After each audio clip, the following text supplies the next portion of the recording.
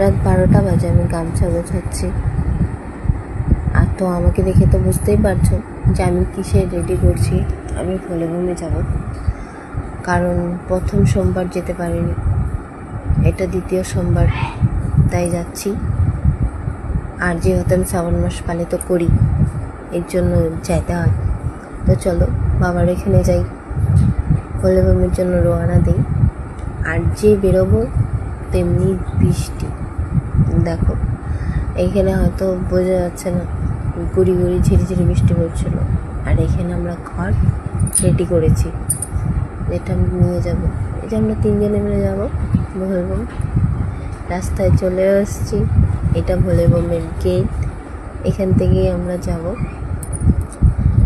এই রাস্তাটা প্রচণ্ড খালি পায়ে যাচ্ছিলাম, আর ছোট ছোট পাথরগুলো পায়ে পড়ছিল, কিরকম যে ব্যথা লাগে কি বলবো। আর দেখো লোকেদের ভিড়, মানে প্রচুর ভিড়, বলার মতন না, অনেক ভিড় ছিল। এই দেখতেই পারছো লোকজন যাচ্ছে। আর ওই যে দেখো কেমন বৃষ্টি হয়েছে। আর মেলা বাড়িতে দেখো এত সুন্দর সুন্দর আংটিগুলো উঠেছিল না, কিন্তু দুঃখের বিষয় এখান থেকে একটা আংটি আমার আঙুলে হবে না হয়তো, যদিও সবগুলো ট্রাই করি। এত বড় মেলা বসেছিল, দেখো আমার গলা পর্যন্ত ভেঙে গেছে। নদীর জল এতটা ঠান্ডা, কি বলবো, এতটাই ঠান্ডা নদীর জল যে আমি ভয়েস দিতে পারছি না।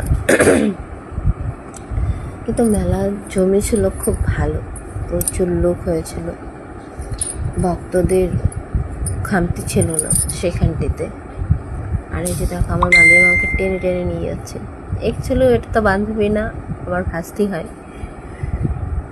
সো আমরা 3 জন মিলেই চলে গেছিলাম ভোলেবমে।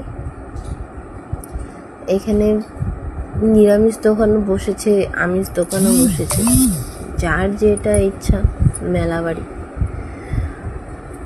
আর যখন যাচ্ছিলাম তখনও দেখো ততক্ষণ অবধিও ঝিরিঝিরি বৃষ্টি পড়েই যাচ্ছে।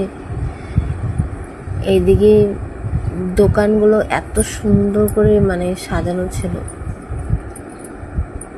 দেখলে মনে হয় দেখতেই থাকি। জাস্ট একবার দেখো, এখানে গেলে তুমি কি না পাবা বন্ধুরা, সব কিচ্ছু পাওয়া যাবে, কোনো কিছুর অভাব নেই। 5 টাকার থেকে শুরু করে 10 টাকার থেকে শুরু করে সব জিনিস। আর এইখানে দেখো